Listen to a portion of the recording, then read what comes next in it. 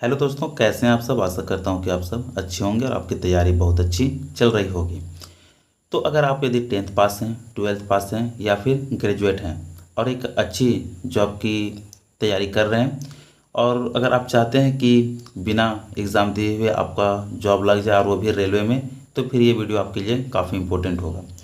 क्योंकि आज के इस वीडियो में हम लोग रेलवे की ओर से आई हुई वैकेंसी के बारे में ही बात करेंगे, जिसमें आपका कोई भी एग्ज़ाम नहीं होगा और बिना एग्ज़ाम के आप इसमें सिलेक्शन पा सकते हैं, सिलेक्ट हो सकते हैं। कैसे, किन किन प्रोसेस से आपको गुजरना पड़ेगा, यानी कि इसका सिलेक्शन प्रोसेस पूरा क्या रहने वाला है, इसके लिए एलिजिबिलिटी क्या होगी, आपका एज लिमिट क्या होना चाहिए, इसका फॉर्म कब से अप्लाई होगा।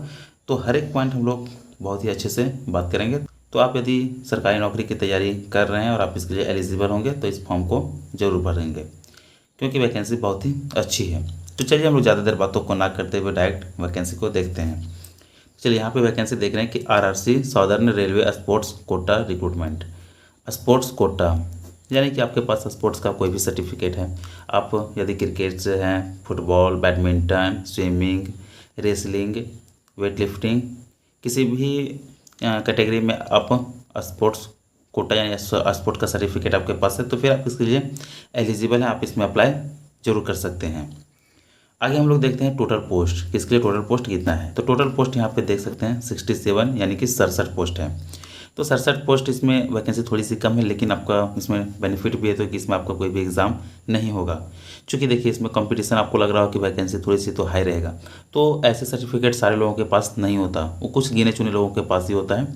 और इस फॉर्म के लिए चूँकि केवल वही लोग एलिजिबल होंगे तो कंपटीशन भी उसी लेवल से कम होगा। ऐसा नहीं है कि सारे लोग इसमें एलिजिबल हैं, ठीक है। आगे हम लोग देखते हैं फिर से कि पोस्ट नेम में क्या है, किसमें आपको कौन से पोस्ट पे बहाली होगी। तो पोस्ट नेम में देखें तो पोस्ट इन लेवल 1 से 5, यानी कि 5 लेवल में आपका जो है वो बहाली होगा। इसमें लेवल 1 की भी नौकरी और लेवल 5 की भी जॉब है। तो कौन से लेवल के लिए आपका क्या एलिजिबिलिटी होना चाहिए, कौन क्या एलिजिबिलिटी होगा, वो सारा पॉइंट्स हम लोग देखेंगे। तो नेक्स्ट हमारा पॉइंट आया था एलिजिबिलिटी का ही, ठीक है। तो चलिए इसे हम लोग अच्छे से देखते हैं। चलिए यहाँ से देख सकते हैं एलिजिबिलिटी लेवल 1 का हम लोग बात करते हैं, ठीक है। लेवल 1 के वैकेंसी के लिए आपका जो है 10th पास या फिर आईटीआई और या फिर इक्विवेलेंट सर्टिफिकेट और एनएससी के फुल फॉर्म हो जाएगा अप्रेंटिस सर्टिफिकेट, ठीक है। यानी कि नेशनल अप्रेंटिस सर्टिफिकेट, ये इसका फुल फॉर्म हो जाएगा। तो आपको यदि अप्रेंटिस किए हैं, आपके पास उसका सर्टिफिकेट है, तब भी आप इसके लिए एलिजिबल हैं। आप 10th पास हैं तब भी इसके लिए एलिजिबल हैं, या फिर 10th के इक्विवेलेंट कोई सा भी आप कोर्स किए हैं तो भी एलिजिबल हैं, और आईटीआई हैं तब भी एलिजिबल हैं। मतलब आपके पास 1 2 3 4 यानी कि 4 ऑप्शन बन जाता है, ठीक है। तो इन चारों में से आपके पास जो भी सर्टिफिकेट है तो आप लेवल 1 के लिए एलिजिबल हैं, लेवल 1 का फॉर्म भर सकते हैं। इसी तरह से नेक्स्ट बात करते हैं हम लोग लेवल 2 और 3 का। तो लेवल 2 3 में आपको जो 12th पास होना चाहिए और ईसी, फिर से वही बताया था, इक्विवेलेंट सर्टिफिकेट यानी कि 12th या फिर इसके समकक्ष, या फिर 10th पास और एनएसी नेशनल अप्रेंटिस सर्टिफिकेट, और या तो फिर आईटीआई। तो देख सकते हैं कि लेवल 1 के लिए कितना ऑप्शन है। उसी प्रकार से लेवल 2 और 3 के लिए भी 12th पास या फिर ईसी और 10th पास या फिर एनएसी और आईटीआई, आपके पास ऑप्शन बहुत सारा है, ठीक है। नेक्स्ट हम लोग बात करते हैं लेवल 4 और 5 के बारे में। तो लेवल 4 और 5 जो है वो केवल ग्रेजुएशन पास वाले भर सकते हैं, जिनके पास ग्रेजुएशन की डिग्री है वो भर सकते हैं। और इसमें आपका इसके बाद कोई भी अदर सर्टिफिकेट की आपको ज़रूरत नहीं है, केवल ग्रेजुएशन पास होना चाहिए। और आपका कोई सा भी सब्जेक्ट रहा हो, कोई सा भी स्ट्रीम रहा हो, वो इसमें किसी प्रकार का मैटर नहीं करेगा। बस आप ग्रेजुएट हैं तो फिर लेवल 4 और 5 के लिए एलिजिबल हैं। आगे हम लोग बात करते हैं एज लिमिट के बारे में कि क्या सारे एज के लोग इसे भर सकते हैं। तो नहीं, इसे जो 18 से 25 साल वाले ही भर सकते हैं, ठीक है। और जो कि आपका एज काउंट 1 जनवरी 2026 को होगा, तो 1 जनवरी 2026 को आप 18 से 25 के बीच में आते हैं तो फिर आप इसके लिए एलिजिबल हैं, फॉर्म को भर सकते हैं।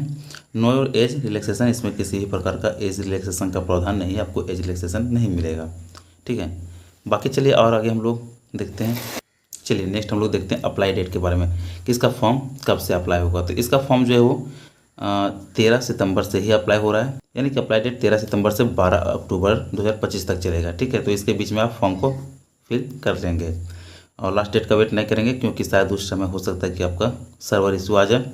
तो आप यदि इसके लिए एलिजिबल हैं और फॉर्म को भरना चाहते हैं तो फिर 13 सितंबर से 12 अक्टूबर 2025 के बीच फॉर्म को जरूर भर लेंगे।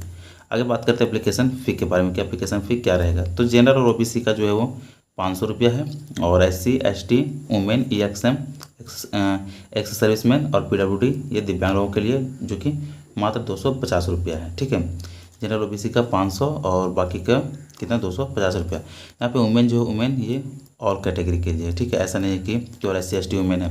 वुमेन जो है वो चाहे जनरल ओबीसी किसी भी कैटेगरी के हो उसके लिए मात्र और मात्र 250 रुपया ही है। यहाँ तक हम लोग फॉर्म से रिलेटेड सारे पॉइंट्स को देख लिए। अब हम लोग बात करते हैं कि इसमें सिलेक्शन कैसे हो सकता है। ठीक है, यानी सिलेक्शन प्रोसेस क्या रहने वाला। तो चलिए सिलेक्शन प्रोसेस को भी देखते हैं। तो चलिए इसका सिलेक्शन प्रोसेस जो हो 2 फेज़ में होगा।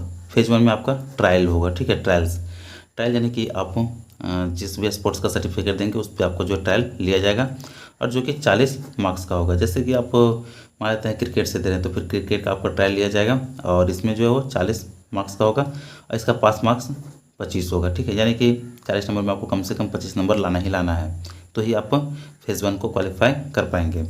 नेक्स्ट आता है, ठीक है, phase 2 assessment of sports achievements and education, यानी कि स्पोर्ट्स का जो आपके पास सर्टिफिकेट है। ठीक है, अब सर्टिफिकेट आपका नेशनल लेवल, इंटरनेशनल लेवल या फिर स्टेट लेवल किसी भी लेवल का हो सकता है, जो कि आपको जो है 50 मार्क्स का रहेगा। ठीक है, अगर स्टेट लेवल का है तो थोड़ा कम मार्क्स का होगा, अगर उससे ऊपर जाता है नेशनल लेवल तो उससे हाई मार्क्स का, और इंटरनेशनल लेवल है तो फिर वो सबसे अधिक मार्क्स का होगा। ठीक है, तो वो जो अचीवमेंट है आपका कौन से लेवल का है ये देखने के बाद होगा, लेकिन वो जो है 50 नंबर का ये रहने वाला है, और बाकी एजुकेशन 10 नंबर का है। ठीक है, तो इस प्रकार से देखें तो 40 नंबर का ये हो जाएगा, 50 नंबर और 50 10 60 और 40 100 नंबर का। ठीक है, यानी कि फाइनल मेरिट आपका कितना बनेगा 100 नंबर का। तो 100 नंबर पे ही आपका फाइनल मेरिट बनेगा, लेकिन इसमें आपका जो है वो नो एग्ज़ाम, किसी भी प्रकार का कोई एग्ज़ाम नहीं होगा। बस आपके पास जो भी डिग्री है, जो भी सर्टिफिकेट है या जो भी अचीवमेंट्स है, आपको उसी के बेसिस पे इसमें सिलेक्शन मिलेगा। अब हम लोग बात करते हैं कि आफ्टर सेलेक्शन, यानी कि इसमें आपके सिलेक्शन हो जाने के बाद सैलरी क्या मिलेगी। तो हम लोग यहाँ पे थोड़ी सी सैलरी के बारे में भी बात कर लेते हैं। ठीक है, तो सैलरी हम लोग देखें तो सबसे पहले लेवल 1 2 3 4 और 5, चूँकि आपको पता है कि ये 5 लेवल पर बहाली इसकी हो रही है। ठीक है, तो अगर हम लोग देखें पहला में कि लेवल 1 की सैलरी क्या होगी, तो लेवल 1 में जो है आपका 18,000 रुपये सैलरी रहने वाली है। लेवल 2 का देखें तो ये 19,900 रुपये, ये बेसिक पे का हम लोग बात करें। ठीक है, बाकी इसमें आपके अलग से अलाउंस वगैरह ऐड होंगे तो आपकी सैलरी बढ़ेगी। उसके बाद लेवल 3 का बेसिक पे अगर देखें तो ये 21,700 होगा। उसी प्रकार से लेवल 4 का 25,500 और लेवल 5 का 29,200। तो ये कुछ इसकी सैलरी जो कि ये बेसिक पे है। ठीक है, ये रहने वाली है। तो यहाँ तक हम लोग RRC southern railway sports quota की जो बहाली आई है उससे रिलेटेड सारे पॉइंट्स को हम लोग देख लिया, और उम्मीद करता हूँ कि आप सब भी अच्छे से समझ गए होंगे।